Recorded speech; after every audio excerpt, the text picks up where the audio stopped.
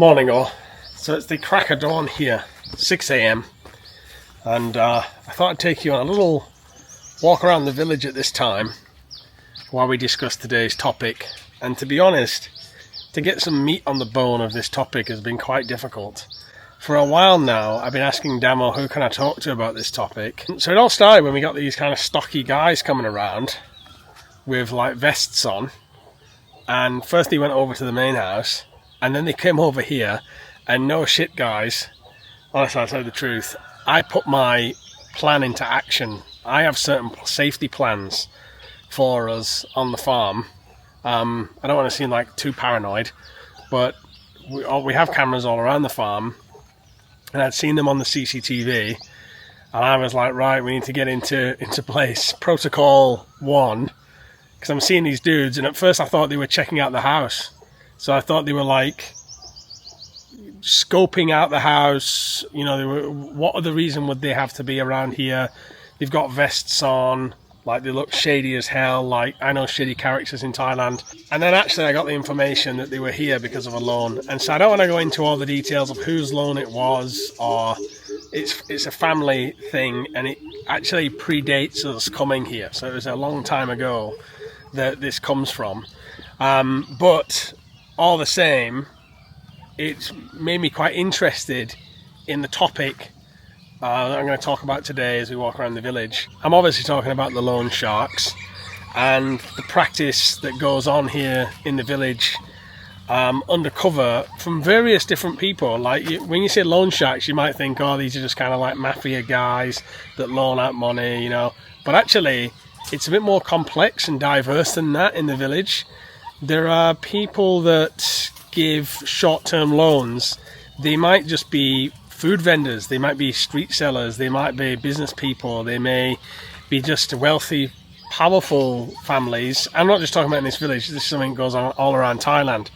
So it's a real mixed bag. Now, as I was saying, sorry, it is 6 o'clock in the morning here, guys.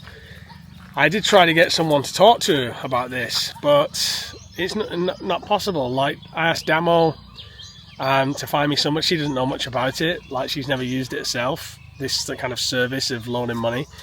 And then I asked her, you know, can I speak to such a body? But anybody that's done it doesn't want to talk about it, and anybody that does it, like who actually lends the money out, obviously doesn't want to talk about it for obvious reasons, because it is a prevalent thing that happens in rural Thailand, but it's illegal. And so let's see what's going on in the village this morning, and we'll pick up the story there. The kids are just getting ready for school here. How many suitcases have we been through throughout the years? Many of them. The wheels break, they get old, you know, then you have to buy new ones. We've travelled a lot to Bali, haven't we? I've been back to the UK many times as well, so we've been through many suitcases. So when Level 8 reached out to me and asked me if I'd like to partner with them with these suitcases, I said, send me one first, let me check it out, and let me make sure it's the real deal. And I have to say, I've been really impressed. So here you have 360-degree wheels, very smooth gliding along the floor. And they're really sturdy, so there's no way they're going to break. What do you think of the look of the thing? It looks fantastic and look like a fashion, and the important thing is like very strong. Yeah, this is aluminium, I believe, so it's an aluminium case. These are TSA locks as well, so they open with a code, but they have a place for a TSA key here. Inside, plenty of space, really nice inner liner. Also, you can get these handy pouches that divide all of your luggage up into little bits. This is stuff for the washing machine here. You have cosmetics, you have cables. So you can see it's a super glider, very strong wheels, perfect for your next trip to Thailand. Sort yourself out with some decent luggage. My link is below. Use discount code NAKEDGURU, and that's going to get you a nice juicy discount off Level 8 luggage. Can't recommend it enough, guys. Perfect for your next trip to Thailand. Tom khao hama. She says she's boiling the rice for the dogs. So she's going to boil the rice for the dogs here. Put a bit of coconut on there. They're always up early here, guys. It's not usual for me to be up early like this. I'm not an early bird, I'm a nighttime person. I like it when everybody's asleep and everybody's safe sleeping and then I can work. But every now and again I end up awake in the morning, and this is one of these days. We've got the neighbours sat out here. She's actually waiting for the monks, so we'll probably be in time to see some monks in the village at this time. Rå pratar. Cab. Rå means to wait, and prat is the monk, the prat. So, alright, where does it all start, this story? This story all starts with the difficulty of getting credit in Thailand. So, for many locals, a lot of these guys don't even have bank accounts. You wouldn't believe it. They all use like a local farming bank, and they're still very old school, so they're not using their apps on the phones like we do. They all go down to the bank, and I don't really know massive amounts about it, but what I do know is that on a Monday morning at that bank, it's just full of people, like hundreds of people, waiting outside. It's just the farmer's bank, and apparently it's where they pay the taxes. And I mean, I really don't know much about it. I'm not going to pretend to you that I know too much about it. All I know is that they don't have the apps and the mod cons and the modern systems, and they really backward in terms of banking out here. And so in the event that they want to get credit, remember most of the Western world is running on credit in one form or another. In the event they want to get credit, it's very difficult for them to get credit. Let me just turn you around so you can see the village as well. But it's difficult for them to get credit, bless them. And I mean, they don't even have even if they were going to be able to get the credit based upon the land or something, they don't even have the bank infrastructure in order to get the credit. And just like everybody else in the world, what happens is they need the money for something. They're not buying big assets with it and stuff like that in most cases. In some cases they are, but in most cases it's just kind of like money to live. And so what you get then is a sort of underground industry here that sometimes the Thai authorities, they crack down on it, but they never really address the root causes, which is the economic support and financial services, lack of access to financial services. So that's the real problem. Cap, ดินเล่น She said, hey, what do you cap? Bye now. Oh no.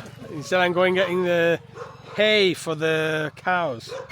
He's buy ow fang wua. So buy is to go, ow is to take, fang is hay, and wua is cow. People apparently like it when I throw in a bit of Thai. Oh, bloody dogs. So some of these loans, they can range in interest repayments. Sometimes it's 10%, sometimes it's 20%, sometimes it's even more. And they can be a charge like a daily interest. And sometimes when you put that on an annual basis, the loan can exceed 100%. For example, if you're borrowing 4,000 baht, it might result in a daily interest payment of 80 baht, totaling 2,400 baht in interest over a month.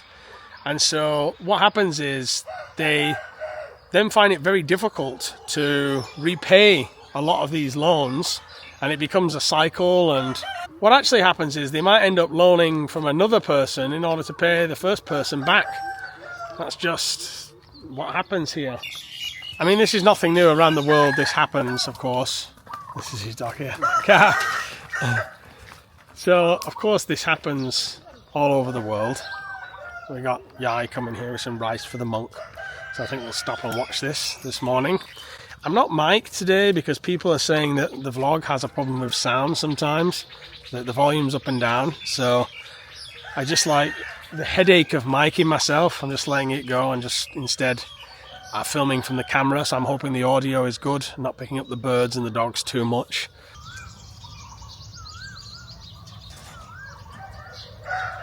So this is the morning ritual around the village. It's what happens every single morning. The monks come around, the food is given.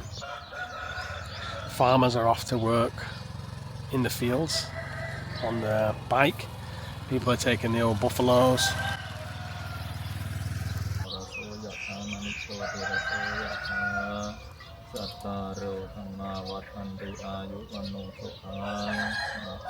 Sorry, but I just find, even after years of living here, things like that are far more interesting than me talking.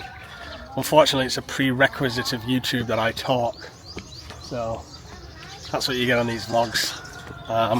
me babbling away while cool stuff is happening around me.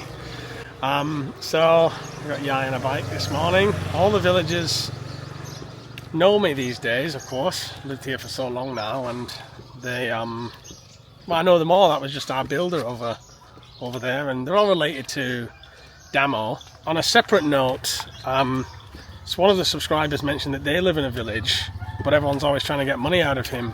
And I think one of the differences between this village and maybe other people's villages is that a lot of these people are Damo's family. And I'm talking about like hundreds of people related. You know, you look at one and you can see the resemblance of another in their face. It's it's like one big family, you know what I mean? So maybe that's what makes it a little bit more cohesive and a little bit different from other places. I don't know. So anyway, the cycle of debt begins, and then sometimes they loan from one to another, and obviously if they can't pay it back, these guys that they'd sent around to our house, and luckily the situation was nothing to do with our direct family, they're the ones that come around and collect on the debt, you know. Unofficially, it's not an official thing, but it's what happens, the debt collectors. And that happens here, and I would never advise any foreigner get involved in anything like this. Like, keep it strictly Thai. Got the morning chicken on here. Guy. And so as a foreigner, I wouldn't get involved in it, and to be honest, you don't really want your family members involved in this kind of thing too, because I believe that sometimes they'll put these loans against the land and different assets and things like that, and then if you can't repay them, which is sometimes the case because of the high interest on these loans. These are not like bank loans, although the bank loans are particularly they're not like in the West in Thailand. The interest rates are very, very high, but they're not like bank loans in the West. These loans, the interest rates are sky high, and then the assets end up being taken. So you don't want your family to be involved in this sort of thing as well. So, which I think you've got to keep an eye on sometimes, because I have heard stories as well, and you have to excuse that a lot of my channel is anecdotal. You know, I may live around these people, but I don't. My day-to-day life is something far removed from their day-to-day life, and so I just hear a lot of stories. You know what I mean? But I've heard that there's a lot of loan taking, and the husband doesn't know, and the rest of the family don't know. And one such case might be like you built a house with your partner, and then your partner's got kind of no money, or the parents need money, or something happens, there's a health issue. Oh, don't lend a hap. Yaiไปไหน ไม่ใส่บาตร Oh no, รอพระ So she's waiting for the monk. So waiting for the monk. ใครอ้วนใครอ้วนขึ้นพร้อมเหรอ She says you're fat. สวัสดีค่ะสวัสดีค่ะ She said คิดว่าผมอ้วนขึ้นเหรอ อ้วนใช่ไหม สุขภาพดีไหม อ้วน She says you're fat. It's not rude in Thailand to just be like, oh, อ้วนyeah. คิดว่าผมอ้วนเหรอ อ้วนใช่ไหม กินดีที่บ้าน It's not unusual to just call somebody fat in the middle of the street. So she just said, oh, you're fat. I'm like, oh, just a little bit more fat. And no, she said, no, fat. And then I asked the other woman, do you think I've got fat? And she said, yeah, you're fat. So they'll just tell you straight here in the village. Right, oh yeah, so these loans. So then you've left your missus with no money, but you built a house, and then they secretly take the loan against the house with these loan sharks, because they need the money. Simple as that. They need the money for something. Everybody needs money for something, don't they? But it's not only from Thai to Farang that this problem happens. It happens from Thai to Thai all the time, and I hear this story a lot. Morning. Everyone getting up, setting their shop up. So there was a particular story that I heard in the village of one girl that had been working her arse off in Bangkok, got a very high paid job, doing quite well for herself, and sent the money home to build a house. Built the house, invested the money, I think maybe 2 million baht, something like that. And the mother kind of was there orchestrating it all. And then what happened was the mother gave the house to her sister and did all the paperwork, gave it all to her sister. I don't know if there was money involved or not, but and the justification was, well, you've got a good job, you're earning great money, so, and your sister's not got nothing. So now your sister's got the house and you can start again. Nothing surprises you after living here for so many years. Eventually, nothing surprises you. I also heard a very, very similar story. A friend that she was actually working in the tourist areas, in the bar areas and stuff, and did the same thing, built a house, and then came back.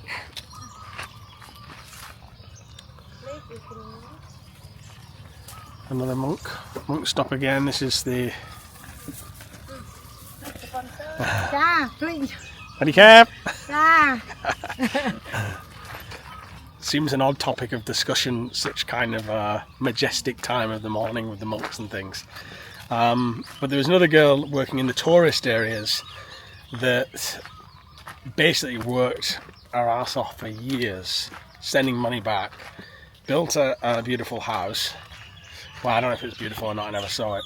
But then she told me that she came back and there was somebody else living in the house, and her parents had sold it. So, you know, she sold the house and sold the land, because a lot of the houses are built on the parental land here. So the actual land belongs to the parents, and of course you trust your parents. And by the way, none of this is symptomatic of the majority of Thais or anything like that. Like, these are fringe stories that even shock the Thais, like it shocked my wife. I mean, I hear most of this stuff from my wife, to be honest.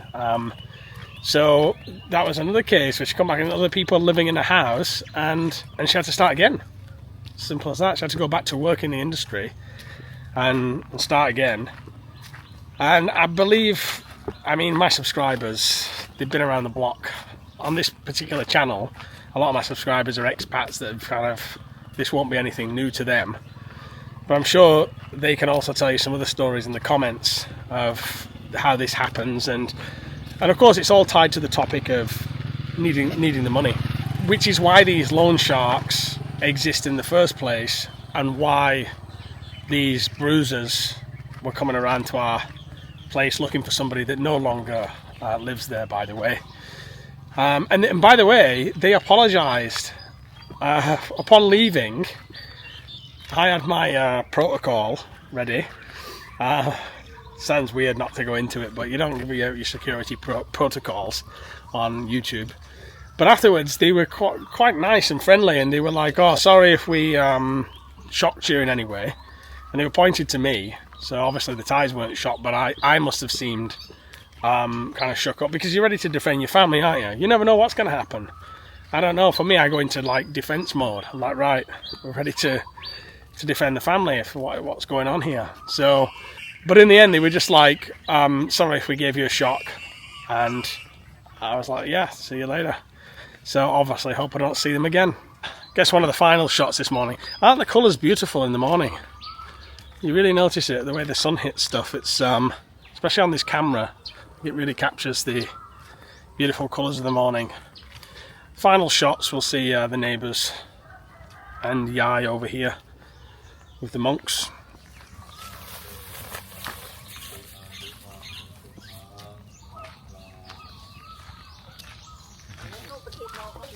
So that's been my experience, and some of the stories I've heard on this topic. It's pretty obvious, isn't it, why people would need loans, long-term or short-term, in a world that thrives and lives off credit, in a population that doesn't have much access to credit. And that's just one part of life here. It's something that's kind of under the surface. Like, obviously, I would have loved to have talked to a Thai about this and let them tell you, not me telling. Maybe in the future, I don't know. they would give you, maybe Damo could dig a little bit deeper and get you a kind of Thai insight to the story. I'm just giving you my very kind of basic anecdotal viewpoint and experience on the topic. I hope you're well this morning, guys, and take care as ever. I'll keep bringing you nuggets from the village. That's what I should call this segment, Nuggets from the Village.